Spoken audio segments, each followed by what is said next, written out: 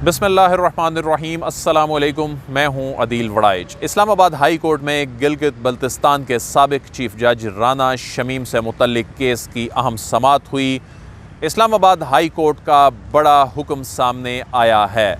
आज जो डेवलपमेंट हुई है इस केस की अब तक की एक सबसे बड़ी और अहम डेवलपमेंट है। और राना शमीम जिन्होंने बयान हल्फी दिया, राना शमीम अपनी किन गलतियों की वजह से पकड़े गए, आज इससे मुतल्लिक आपको आगाह करेंगे। और राना शमीम पर चार्ज फ्रेम बिलाखिर कर दिया गया है। जंग ग्रुप से मुतल्लिक क्या ऑर्डर आया है ये भी बड़ा अहम है, दिलचस्प है, ये भी आपके साथ शेयर करेंगे। 10 बजे जब इस केस की समाअत शुरू हुई तो उसमें जनाब अतर मिनुल्लाह साहब ने, chief justice Islamabad high court, उन्होंने कहा कि राना शमीम साहब आए हैं, आ जाएँ, आप पर चार्ज फ्रेम करना है। तो राना शमीम साहब ने कहा कि मुतफर्रिक दरख्वास्तें दायर की हैं। तो जनाब जस्टिस अतर मिनुल्लाह ने कहा कि हमने पहले चार्ज फ्रेम करना है, फिर आगे प्रोसीड करना है। तो फिर उन्होंने कहा कि मेरे वकील आ रहे हैं, उनका इंतज़ार किया जाए। फिर 10 बजे से जो समाअत शुरू हुई उसे 11 बजे तक एडजर्न किया गया ताकि उनके वकील आ जाएँ। उनके वकील फिर भी नहीं पहुँच सके।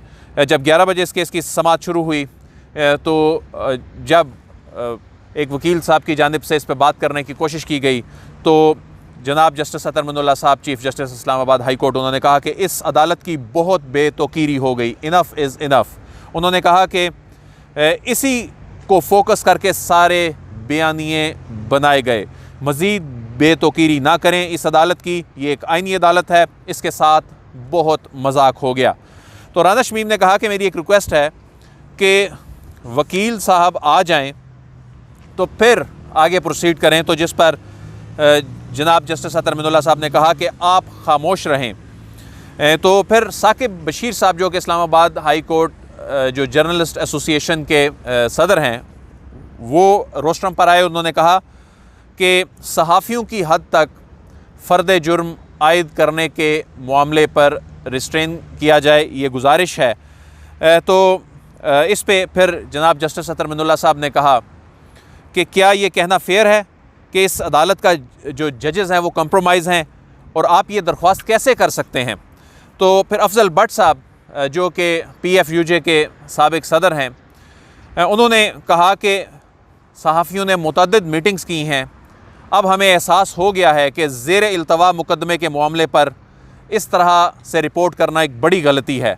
तो जनाब जस्टिस अतर मिनुल्लाह साहब ने कहा कि अगर आज़ादी इजहार ना हो तो तमाम राइट्स इर्रेलेवेंट हो जाते हैं। मगर जो बयान हल्फी में लिखा गया है इसे पब्लिक अखबार ने किया, कई बार समझाने की कोशिश की, मगर उन्होंने कहा कि जो किया ठीक किया। तो फिर इस पर क्या किया जाए। तो जस्टिस अतर मिनुल्लाह साहब ने कहा कि अब अदालत कोई लाइसेंस तो नहीं दे सकती कि कोई लिटिगेंट ज़ेर इल्तवा मुकदमे पर असरअंदाज हो और इस तरह से बेतौकीरी करे। उन्होंने कहा कि अगर ये एहसास नहीं तो फिर हम प्रोसीड करेंगे। सारे बयानी का फोकस इस्लामाबाद हाई कोर्ट है।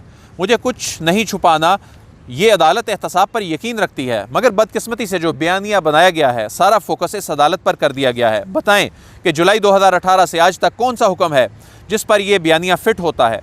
नई नई चीज़ें निकल रही हैं, लोगों को बताया गया है कि इस अदालत के जजेस कंप्रोमाइज्ड हैं। ये अदालत क्या करे, खामोशी से पीछे बैठ जाए। तो अफजल भट्ट साहब जो हैं उन्होंने कहा कि मैं हल्फ पर कहता हूँ कि इजलास में हम सहाफ़ी कहते हैं कि ये अदालत हमारी है, हमें इस पर एतमाद है। तो जस्टिस अतर मिनुल्लाह साहब ने कहा कि अगर इतना बड़ा अखबार कहे कि हमने किसी से लीगल ओपिनियन नहीं लेनी, ये नहीं जानने की कोशिश कर रही कि इसका इम्पैक्ट क्या होगा, तो ये तो आइंदा के लिए लाइसेंस होगा। तो फिर नासिर ज़ैदी साहब जो हैं PFUJ से, उन्होंने कहा कि हो सकता है जी हमसे बड़ी गलती हुई हो, हम एक लर्निंग प्रोसेस से गुजर रहे हैं, तौहीन अदालत की कार्रवाई से आज़ादी इजहार के तासुर को धचका लगेगा। उन्होंने कहा कि वादा करते हैं आइंदा ऐसा नहीं होगा। फिर नासिर ज़ैदी साहब ने कहा कि हमने फ़ैसला किया है कि सब जुडिस मैटर पर कोड ऑफ कंडक्ट होना चाहिए और इस पर इसको फॉलो किया जाना चाहिए। फिर अटार्नी जनरल आए और उन्होंने कहा कि मेरी मुअद्दबाना गुजारिश है कि पहली बार मीडिया की जानिब से इजहार नदामत सामने आया है, हम सब नए तजर्बे से गुजर रहे हैं। मेरी दरख्वास्त है कि चार्ज फ्रेम करने का जो मामला है जंग ग्रुप की हद तक इसको मौखर किया जाए। और उन्होंने कहा कि राना साहब ने अगर जो दरख्वास्त दी है अगर वो चाहते हैं कि मैं प्रोसिक्यूटर इसमें ना हूँ तो मुझे कोई एतराज़ नहीं है। तो जनाब अटार्नी जनरल खालिद जावेद साहब ने कहा कि हम ज़िंदगी में दानिस्ता और गैर दानिस्ता तौर पर इस्तेमाल हो जाते हैं। अगर आज मुनासिब समझें तो राना साहब पर चार्ज फ्रेम कर दें, दूसरों पर चार्ज फ्रेम करने का मामला मुअख्खर कर दें। यानी अटार्नी जनरल जो कि वफाक के नुमाइंदे हैं, हुकूमत की जानिब से वो नुमाइंदगी कर रहे होते हैं, तो ये कहना बेजा ना होगा कि आज हुकूमत की जानिब से ये कहा गया कि जंग ग्रुप पर यानी मीर शकील साहब पर, अंसार अब्बासी साहब पर और आमिर गौरी साहब पर चार्ज फ्रेम करने का जो मामला है इसे मौखर कर दिया जाए और सिर्फ राना शमीम पर चार्ज फ्रेम किया जाए। फैसल सदीकी साहब जो अदालती मुआवन है, उन्होंने कहा कि सहाफ़ियों की जानिब से शर्मिंदगी का इजहार होना चाहिए, यानी जिनको नोटिस जारी किए गए हैं, जैसा कि इनकी लीडरशिप नदामत का इजहार कर रही है। लेकिन जस्टिस अतर मिनुल्लाह साहब ने कहा कि वो तो समझते हैं कि उन्होंने ठीक किया है। तो फिर फैसल सदीकी साहब ने कहा फिर ये गलत बात है, लेकिन उन्होंने कहा कि ये नहीं हो सकता कि एक के ख़िलाफ़ चार्ज फ्रेम हो और बाकियों के ख़िलाफ़ चार्ज फ्रेम ना हो। तो जस्टिस अतर मिनुल्लाह साहब ने कहा कि फिर तो ये मतलब है कि अदालत लाइसेंस दे दे कि थर्ड पार्टी किसी अखबार में ख़बर लगाकर केस पर असरअंदाज हो जाए। तो फैसल सदीकी साहब ने कहा कि या तो चार्ज सब पर फ्रेम होता है या इसे ड्रॉप कर दें या फिर सब पर चार्ज फ्रेम करें। अब ये बड़ा एक अहम मामला आ गया था कि अटार्नी जनरल साहब ने भी इस बात की हिमायत कर दी कि जंग ग्रुप पर चार्ज फ्रेम ना किया जाए, और जो इस्लामाबाद हाई कोर्ट की जो प्रेस एसोसिएशन है उन्होंने भी हिमायत इस मामले पे की। फिर फैसल सदीकी साहब जो हैं वो पिछली समात में भी उन्होंने कहा कि इसमें भी इस मरतबा भी उन्होंने यही कहा कि ये जो अशात है इसमें जल्दबाजी में गैर ज़िम्मेदारी का मुजाहरा हो गया है। लेकिन उन्होंने साथ ही ये कहा कि अगर चार्ज फ्रेम करना है तो फिर सब पे किया जाए। फिर इस पे जनाब जस्टिस अतर मिनुल्लाह साहब ने कहा कि ये जो आलमी तंजीमों के हवाले से ख़बरें लगाई गईं आज़ादी इजहार के हवाले से, तो इन आलमी तंजीमों को अदालत के ऑर्डर भी भिजवाए जाते ताकि उन्हें मालूम होता कि असल मामला क्या है। तो फैसल सदीकी साहब ने एक राय दी कि पहले फिर इंक्वायरी कर लें, ये जो चार्ज फ्रेम करने वाला मामला है। तो फिर अतर मिनुल्लाह साहब ने कहा कि किस बात की इंक्वायरी करवा लें, ये खुली अदालत है, इसमें मामला चल रहा है, किस चीज़ की इंक्वायरी होनी चाहिए। तो अटार्नी जनरल साहब ने एक तजवीज़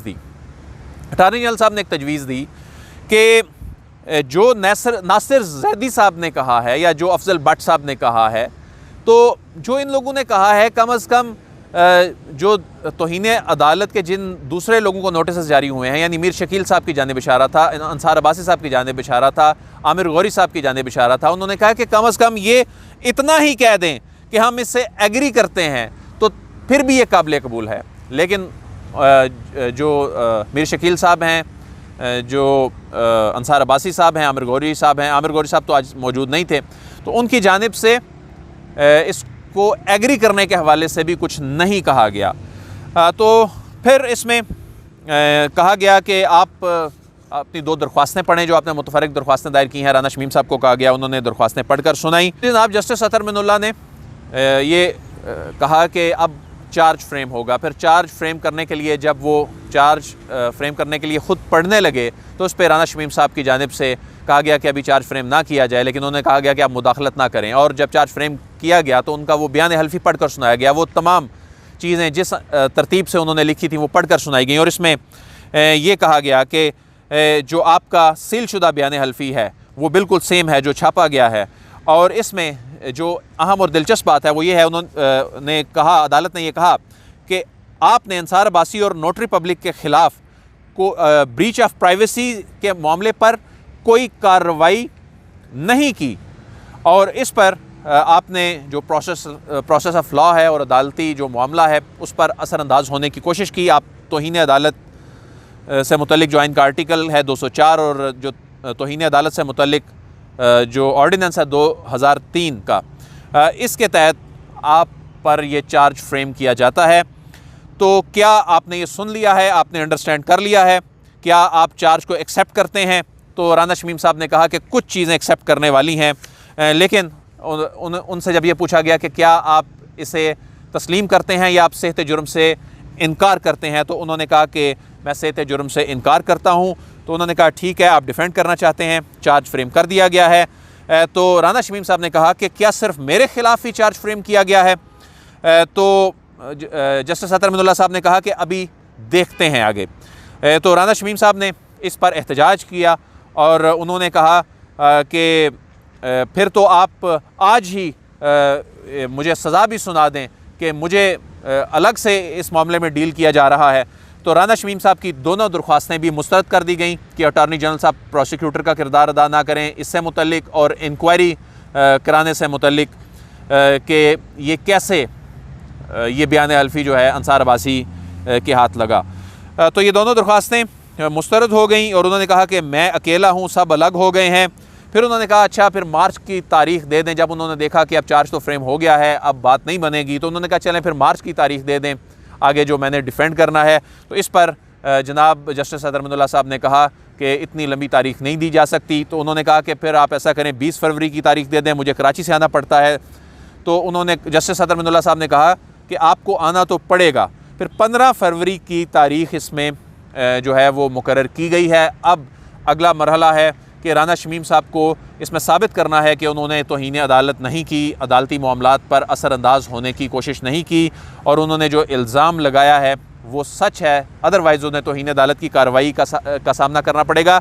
लेकिन इसमें अहम बात यह है कि जंग ग्रुप पर तो चार्ज फ्रेम नहीं हुआ, लेकिन इसमें यह कहा गया है कि मीर शकील और जो अंसार अब्बासी और आमिर गौरी हैं उनके खिलाफ चार्ज तो फ्रेम नहीं कर रही है अदालत, मगर इस प्रोसीडिंग में अगर ये चीज़ें आगे जाके सामने आती हैं कि इसमें कोई काम इंटेंशनली हुआ है, इसमें जानबूझकर कोई काम किया, इस तरह का काम किया गया है, तो फिर इनके ख़िलाफ़ कार्रवाई हो सकेगी। क्योंकि राना शमीम ने आगे अपने दिफा में बहुत सारी बातें करनी हैं और उसमें अगर ये चीज़ें सामने आई कि ये काम जंग ग्रुप ने इंटेंशनली किया है तो ये उनके खिलाफ फिर कार्रवाई हो सकेगी। तो 15 फरवरी को अब इस केस की समाअत होगी। अदील वड़ाइच को इजाज़त दीजिए, आपसे फिर मुलाकात होगी। अल्लाह हाफ़िज़।